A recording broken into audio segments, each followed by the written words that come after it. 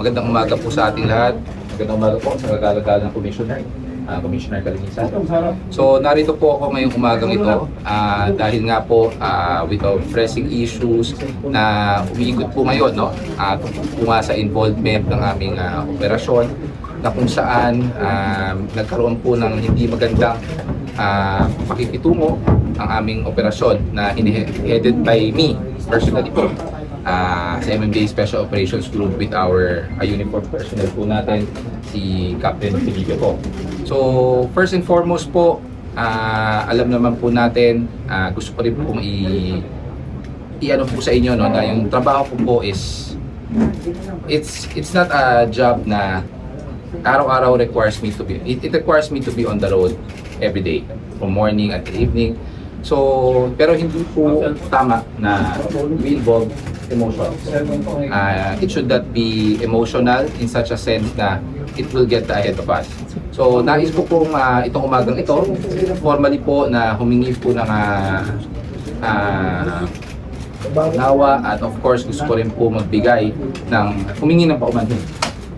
Hindi lang po sa ating kagalang-galang na commissioner, but also directly to Captain Felipe po.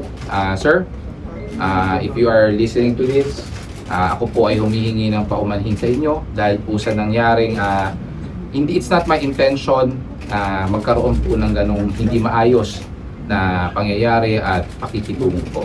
So aside from that, nais ko rin po humingi ng paumanhin, hindi lang po kay Captain Felipe, but also to the entire Philippine National Police.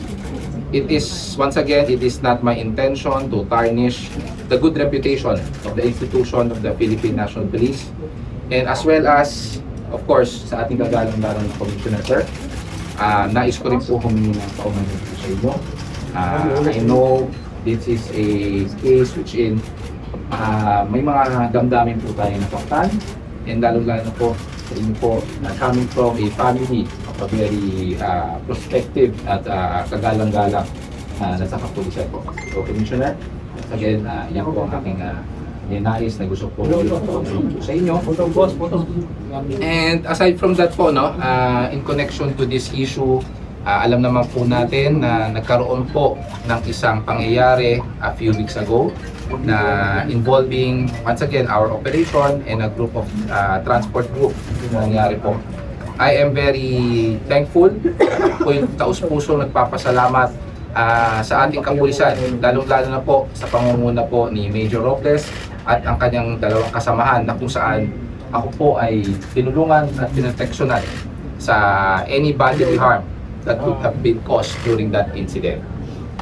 And aside from that, nais ko rin po magparating, no, ng humihingi rin po ako ng kumbaga ng pag-unawa at humihingi rin po ako ng pasensya sa aming institusyon, sa Metropolitan Manila Development Authority, with what has caused or it could have damaged the image of the good agency. So ito po ay wala sa aking intensyon.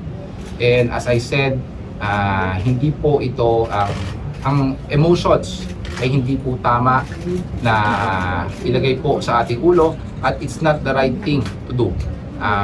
Hindi dapat po kumbaga ibigay natin the respect for each other. It should always be the top-notch priority sa lahat naman po ng bagay.